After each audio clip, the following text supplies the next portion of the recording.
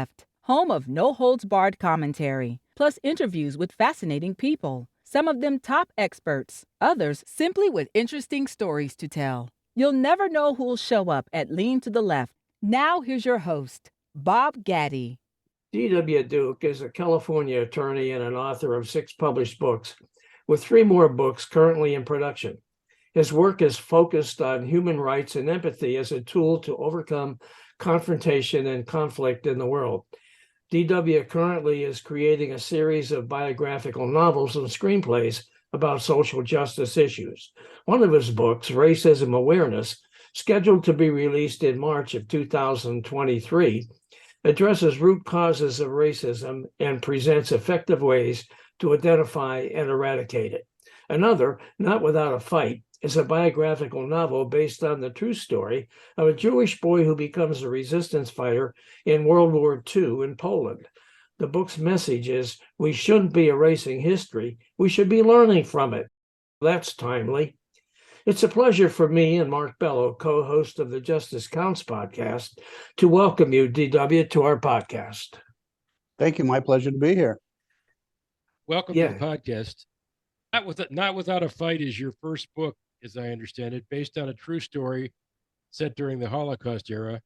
As most of our listeners know, I'm a Jewish boy and I've written a Holocaust, also based on a true story. But talk to us about your book, why you wrote it, and what message you'd like readers to walk away with. Okay. Yeah, actually, it's my 6th book. I used to write law books, and I got tired of writing those because nobody books. And nobody reads those except judges, lawyers, and professors, and that's boring. So I wanted to write books that would have more of an impact on people. So I started writing these biographical novels.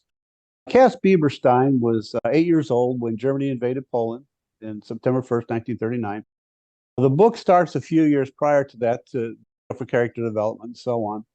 And at that point, he was forced into the ghetto like everybody else. He was living in a large mansion. His family was very wealthy. They were forced into the ghetto about 2 years later, but first they lived around different places in Poland. They had owned apartment buildings around the city, and they lived in those until eventually they had no choice. They were forced to go into the ghetto. And so by the age of 10, he began to decide that he wasn't going to just accept everything that was happening like so many people were around him. And he got involved in people who were actually resisting the confrontation. And so ultimately he began fighting. He was a sniper. His grandfather was a major in the Polish army before the war and had taught him how to use a rifle. So at a very young age, he could use a rifle and was very good. And so by the age of 10, he was fighting. He fought in the 43 uprising, and then again in the uprising when Russia invaded from the east. He fought in that as well, joined the Russian forces coming eastward. And the book takes us through all the years of the war and then brings us into his life afterwards, a few chapters closing, but mostly focused on the war and what happened. That really sounds interesting. Now, your next book, The Duke Legacy, also is based on a true story. It takes place during the Civil War era and tells the story of a young man growing up in the South and is deeply troubled by slavery. Now, it isn't lost on me that the kid's last name is Duke. Is this book about your own family, and why did you write it? It's about a relative, and I wrote it because of stories that we had heard passed down through the family of events that had occurred in his life. And so I decided to investigate and see if I could find a corroboration in the real world to what I had learned as a child. And I did, in fact, find a lot of corroborating stories. Washington was, from a very young age, was opposed to slavery. He grew up in the Methodist Episcopal Church. And at that time, that the church was opposed to slavery. Later, there was a division, and one of the branches accepted slavery. But he was part of that church that opposed slavery from a very young age, and actually got involved in the Underground Railroad in at least one instance that we're aware of. He later built the tobacco empire that the Duke family for. And at that time, they actually believed that tobacco had therapeutic medicinal value. So they went into it thinking that they were doing something of benefit to society. And then later they learned that tobacco was harmful. They divested their tobacco holdings, went into power, Duke Energy. But ultimately, the financial empire grew, and what we have today that most people know them for is Duke University. But I like to tell his story because he he was dealing with a confrontation that he struggled with and didn't fully understand, but he didn't accept. And so he tried throughout his life to find ways to deal with what he was dealing with. I don't know where you find time to write all these books. I don't really have it. Our country is struggling with the problems of discrimination and racism. We all know that. Is that why you wrote Racism Awareness? Talk to us about that. It is. I was actually contacted by a large school district who had Not Without a Fight was one of the books they had read. They were familiar with my material and asked if I wanted to tackle the issue. And because there's so much confrontation over critical race theory and the 1619 Project, and it just goes on and on, they said, can you just tell us what you really think of all this? What's really happening here? And so what I gave was a straight up unbiased view of what I see happening. And then we addressed ways to deal with it, ways to address racism that would be effective and have some meaning. And I believe the key is empathy. I believe empathy is the key to overcoming racism. And so now the school district asked me to write 2 more books and then a series of books from K through 12, each level that addresses empathy in different contexts, teaching students what it is, because it's something that we don't practice in the world today. And I think that's the root of our problem. You've said that empathy is a tool in overcoming stereotypes and discrimination. Sounds a little bit simplistic. Can you elaborate on that a little bit for us? Sure. I can give you a story that might put it into perspective, because this appears in the book Racism Awareness. Lord Mansfield was a justice in England back in the 1700s. He was, like everybody else, believed that Black people were inferior, intellectually inferior, and so on. It was taught and believed by everyone. That's just the view people had. He had a nephew who got into a biracial relationship. He was a captain of a ship and got into a biracial relationship and had a daughter with the woman he had a relationship with. And she passed away, and as a captain of the ship, he couldn't raise her on the ship. So he contacted his uncle and said, can you help me raise Belle? Her name is Belle. And by the way, there's a really good movie called Belle, Dido Belle. It's really good. It's a story.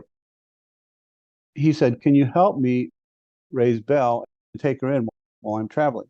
And so they said, okay. And then they were shocked when he showed up and she was a biracial child. And at that point, they weren't sure what to do, but they thought about it and said, well, she is blood, even though she's Black, she's blood, and we should take her in and raise her like we promised. So they did. And what they discovered very soon was that all the stereotypes they'd heard about Black people were wrong. They learned that she was not inferior. In fact, she was probably a genius. She studied law and was a master of law by the time she was a teenager, a concert pianist. I mean, her skills go on and on. And he said, all these things that we learned are just not true. And so they realized then the way they had treated her from the time she had first arrived until they came to this realization was wrong. And so they started changing the way they treated her. But 2 cases came up that were very important. And in both cases, he rendered an opinion in favor of one was an insurance company that there was a ship that had a group of slaves on it, and they had become ill because he had not taken enough water on the ship.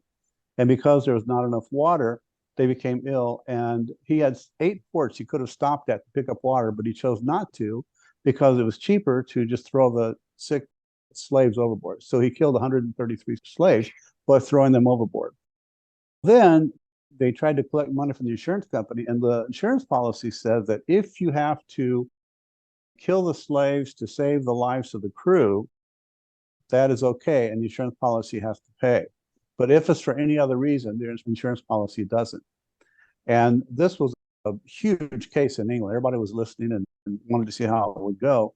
Ultimately, he decided that because there were all these ports that they could have gone to, and ultimately because the reason that they got into that predicament in the first place was because he was greedy and didn't want to take enough water, wanted to put on more slaves instead, he decided that the insurance company didn't have to pay.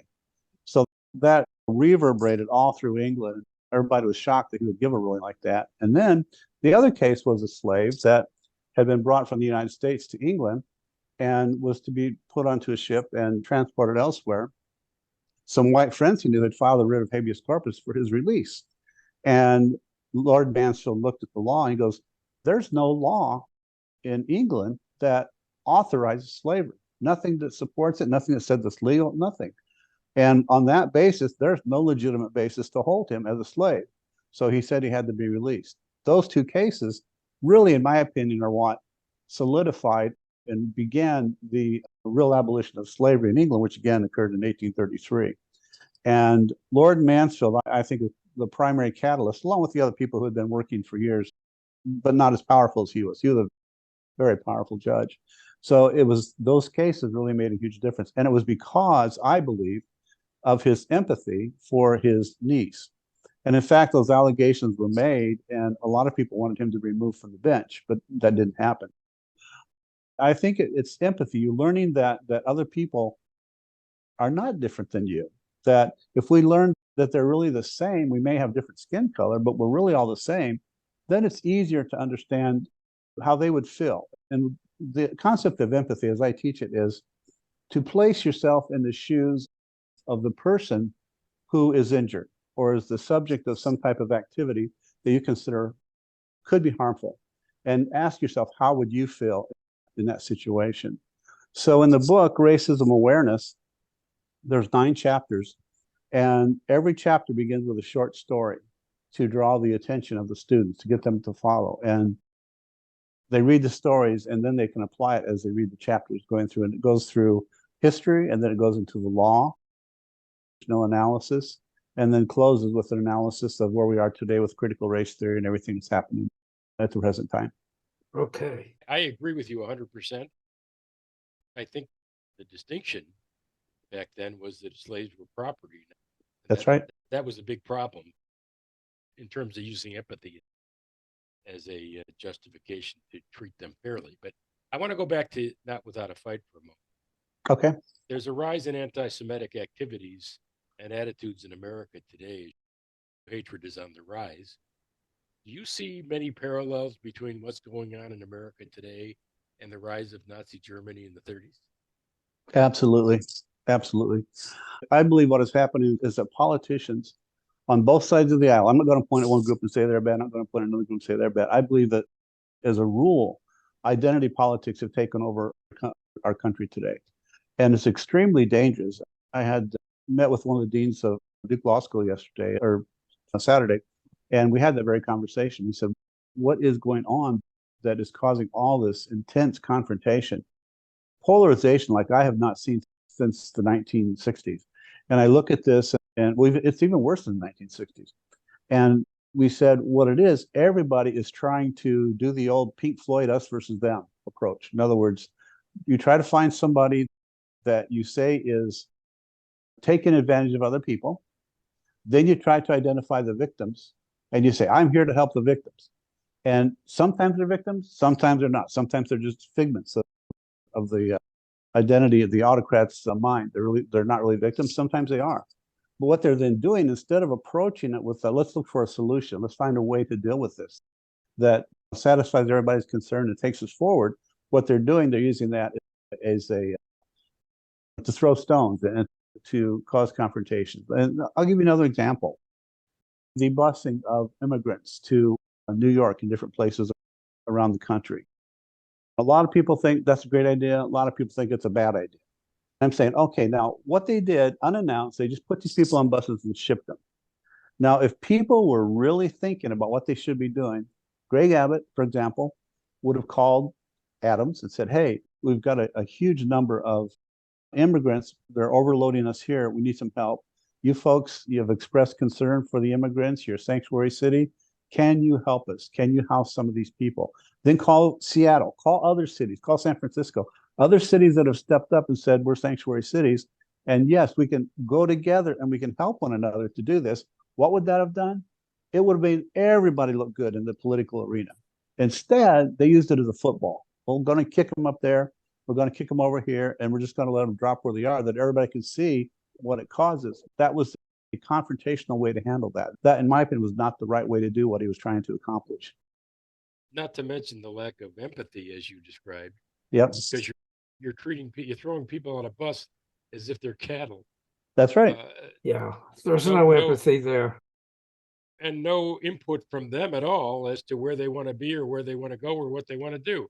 Yeah. Just throw them on a bus. But anyway, I want to talk to you about Thomas Bieberstein.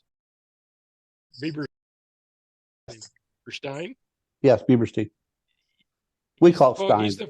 He's the focus of your Not Without a Fight book, and I wondered, in his life beyond the Holocaust, beyond World War II, did he continue his activism? What was his life like after the war? Yeah, Tom is his son.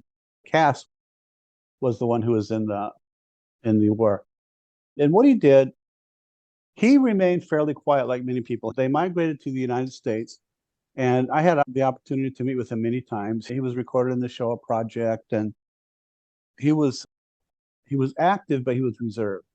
And he didn't want people to know everything he had done. In fact, they changed their name from Bieberstein to Biebers so people wouldn't suspect that they were Jewish. And the reason was he was always concerned that Nazism could come back and somebody would identify him from what he did as a kid. Yep. He did kill quite a few Nazis. I mean, he really did. So he did have that concern. And he didn't tell too many people outside of the family what really he had seen and what he had done. He did, when he was interviewed for the Spielberg Shoah Project, he did disclose a little more information, but it wasn't until he was well into his 80s that he really started to speak publicly about it. That's when he talked to us, and we decided to write the book. And Tom is the co-author.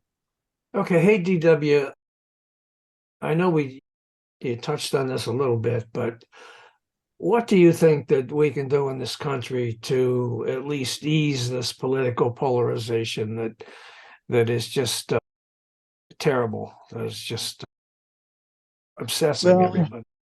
Because autocrats have an idea that if we can keep the general public fighting with each other, we can collect votes. Yeah. One thing I think we really need to do is begin holding them accountable. They're not being held accountable, and everybody has all this talk about all these things are going to happen to them, and it never does. Nothing ever happens. Right. So that's one thing we could do. But the other thing is the education, and that's why I'm approaching these books I'm writing for the school district. It's primarily education.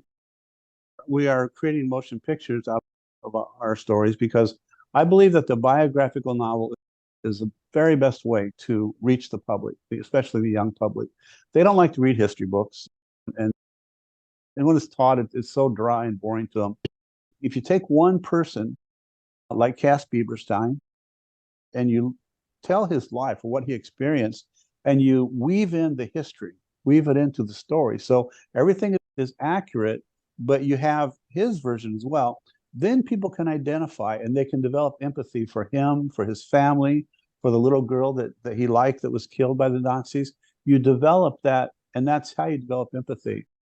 Currently, I just finished writing another book that's in editing called Because I'm Black.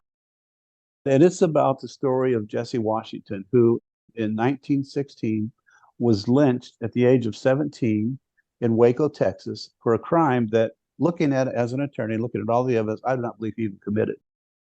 He was accused of killing the woman, the wife of the man who owned the farm when he was a sharecropper. And someone had beat her in the head around noon with a hammer and killed her. And it looked like the clothes were disheveled to give the appearance that she was raped, although she was not, according to the doctor. And then she was left in the house, the seat house, for the rest of the day, and they didn't find her until about 5 o'clock when Jesse, the young 17-year-old boy, was coming in from the field. He was in the field plowing the field all day long. Now that in itself should have been glaring. Wait a minute, the guy kills a woman. He's not going to stay there on the farm and plow the field for the rest of the day. He's going to run. Who would stay there and plow the field? And so that in itself was a huge glaring problem. And it was never addressed by anybody. The way they handled it when it was addressed, they said, they used the term mentally retarded back then. They said, he's mentally retarded, which is what they used. If you look at all the lynchings, you'll find that they did that with most of them. Somehow they thought that justified killing. I don't know the logic, but they somehow thought they could justify it that way. But when I talk about, and this is going to, if you haven't read the story or heard about it, this is going to shock you a little bit. The trial, he was assigned 5 attorneys, 5 or 6, I think it's 5, at least one of which we know was a member of the KKK. This was his defense counsel. We believe that 3 others probably were as well. Okay. The trial itself was supposed to be there. Texas had a law at that time. You had to give a 30 days to prepare a defense. They gave him 1 week. The judge unilaterally changed it to 1 week. They shoveled him around. No one brought in the Texas Rangers, National Guard, nothing. Nobody was brought in to make sure that things stayed safe for him. He was brought into the courtroom after he went through all this interrogation, and he confessed. He confessed after being told, if you don't, what they'll do to you is horrible. They're going to lynch you. Your family could be killed, all these things, right? So he had these threats, and he consented and agreed to confess because he believed that he had to do it to save his family, number one, and to save himself from torture. That's what he believed.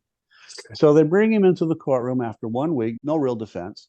Right. Trial lasted for 1 hour. The defense counsel asked one question, gave no opening, no closing. The jury went out for 4 minutes, came back in, announced him guilty, and ascribed to punishment of death. So immediately the judge and all the sheriffs got up and ran out of the courtroom, except for one Jewish guy. One Jewish guy stayed there, and when the crowd rushed forward and to grab him, like the mobs always do, this poor Jewish fellow fought back with his pistol the best he could. Started hitting him and everything else, and pretty soon he was knocked over, and so they were able to overcome him and take Jesse out. They drug him downtown Waco over to the main street, in the process stabbing him, cut off his fingers, cut off his genitals, just doing horrible things to the guy. Took him over to a tree and chained him to the tree upside down, started a fire, doused him with oil, and they roasted him for 2 hours until he finally died. And 15,000 people sat there and watched this. 15,000 people in Waco, half the population of the city. The mayor and the sheriff were upstairs in the second-story window of the office that overlooked the square, did not do a thing to try to stop it. You look at something like that, and not only is there a lack of empathy, that is just pure hatred. So you wonder how on earth could something like that ever occur in America? And most people don't know. So what we do, we're bringing these stories. And yes, we know that a lot of people are going to be shocked. A lot of people are going to be angry. But by not learning our history, good and bad, we make the same mistake. The only way to change things is to learn from our mistakes of the past. And what's happening right now is people want to do the opposite. They're trying to erase it. And that's the worst thing we could do. That kind of brings up my next question. Your books are based on, obviously, some terrible periods in history. The first 2 books, you've got 2 protagonists, Beavers and Washington, and they hate what's going on in their respective countries during their lifetime. What would they think of modern day Germany and America? Would they be pleased or disappointed with our practice? I think for the most part, Washington would be pleased until what's happening. I think he would have wanted things to develop faster because racism was his big issue. And I saw somebody write an article recently accusing him of being a racist and everything else. It's simply not true. We know the story, but that's all based on speculation and conjecture. But I think he would look at it and say, we're headed in the right direction, but people need to calm down. He was a very peaceful man. He was known for being very peaceful. I'll give you an example. Duke University at the time wanted to, then it was called Trinity College. That's before they changed the name to Duke. They changed it after in honor of him. Is that they named wanted after a family member too? I'm sorry? Is Duke University named after a family member too? Yeah, it's named after Washington Duke. Yeah. Wow. Okay. What happened was his daughter got typhoid, and she was, I think, in her 40s, if I recall, and it was in the late 1800s, late 1890s, I believe, and she passed away. And he got to thinking about it. He thought, you know what? If she had wanted to go to Trinity College, she wouldn't have been able to go. She would not have been able to go because she is a woman. And he thought, that's just not right. And Boston University at that time had been, I think they may have admitted their first student by that point. But he walked in to the president's office and said, what I would like to do is make 3 donations to the university. 3 donations of $100,000 each. Now, back then, that was a huge amount of money. Today, it's really not that much. But back in the 1800s, that was huge. So they said, oh, that's really nice. You'd want to do that. He goes, but there is a condition. You get two $100,000 donations, but to get the third one, you have to admit females to the university on the same status as men. So they took it to the board of trustees, and they came back and they said, let's do it. So that was one of the first universities to admit women students. That was Washington Duke. That's what he was about.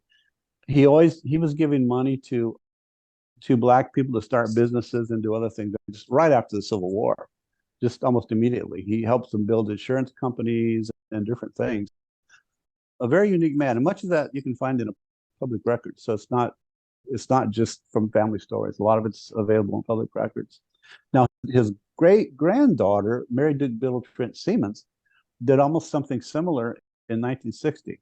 Now, Washington Duke later said, I should not have told the university what to do like that. He goes, I probably should not have done that. I need to let them do their job.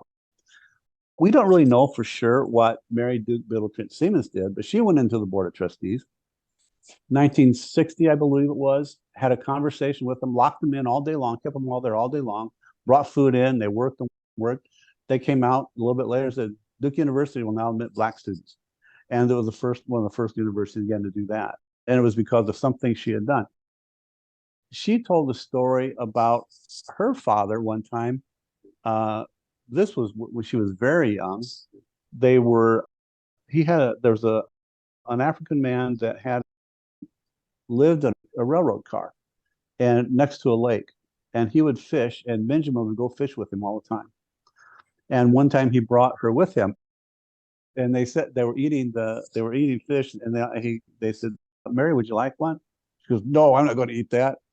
And he scolded her. Benjamin scolded. He said, you never say something like that to a man who's offered you something. This was really good for him to do that. Scolded her. And she said, I never forgot that. I learned a very important lesson. And he obviously wasn't a wealthy man, but he lived in a railroad car. So he always tried to reach out and have those communications with people of other races. Hey, DW, I understand that Not Without a Fight's being turned into a movie. What's the status of it? Several things are happening with that. We have funders who have agreed to fund it.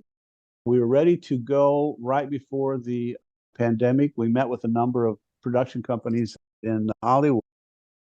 I'm doing that part with my cousin, Pat Duke. And don't laugh when I tell you that he's the narrator for a television show called Swamp People. He's not a redneck. He does narrate that show. And so he and I we're putting together all these screenplays, and that's one we're doing. And we've had funding. It was stopped because of the pandemic.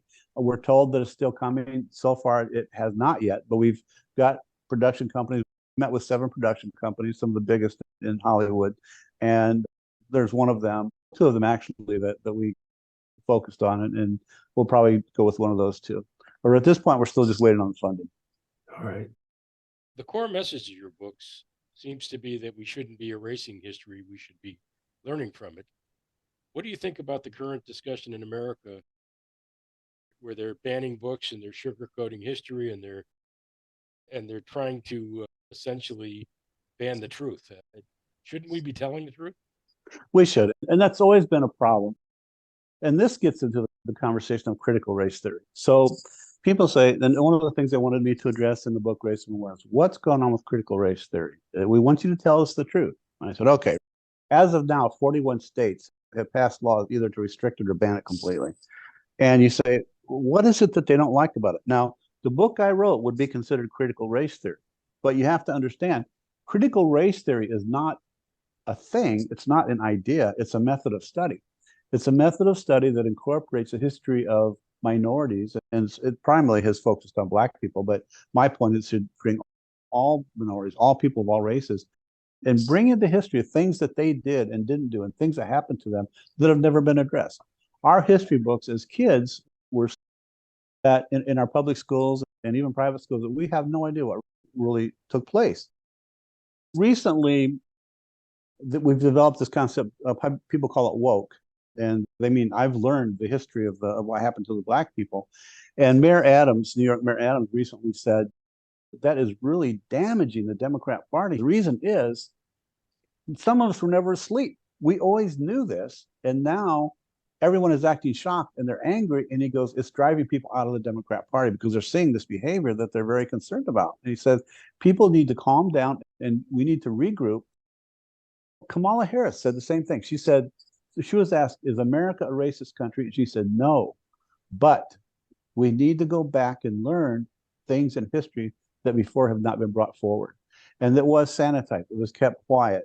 All of the things that happened in the Jim Crow era, the 5,000 lynchings that are known to have occurred during the Jim Crow era, that very few people know about them. People need to hear these stories. They need to learn these stories. And that's why, again, the biographical novel, I think, is the best way to do it. Because people, they can watch something. In some ways, they're entertained. You don't want them to be so entertained they don't get the message, but you want them to get some enjoyment out of watching the movie. And so you bring it up, bring the good parts, and do it that way. We're out of time. Oh. No, I'm a big fan of what Rodney King said years ago. Can't we all get along? Yes. I remember that. Yeah. I wish you success with your career and lots of luck with Because I'm Black. And I'll let Bob close. I just want to thank you, DW, for being with us for both of our podcasts. It's just great. What you're doing is awesome. And I join with Mark in wishing you only the best. I hope you enjoyed this Lean to the Left video and that you learned something as well. Please come back on a regular basis and check out our interviews with guests on topics that I hope you find interesting, entertaining, and enlightening. And you can check out the schedule of upcoming shows, guests, and topics at podcast.leantotheleft.net. You can also subscribe to our audio version there or to our video shows here at YouTube. And follow us on social media, Facebook at the Lean to the Left Podcast, Twitter at Lean to the Left 1, Instagram at BobGaddy_Lean to the Left, and TikTok at Lean to the Left. Our goal is to be informative and entertaining as we and our guests comment on the latest developments in the news and about the social issues that concern us all. This is Bob Gaddy signing off for Lean to the Left. Thanks for sharing your time with us.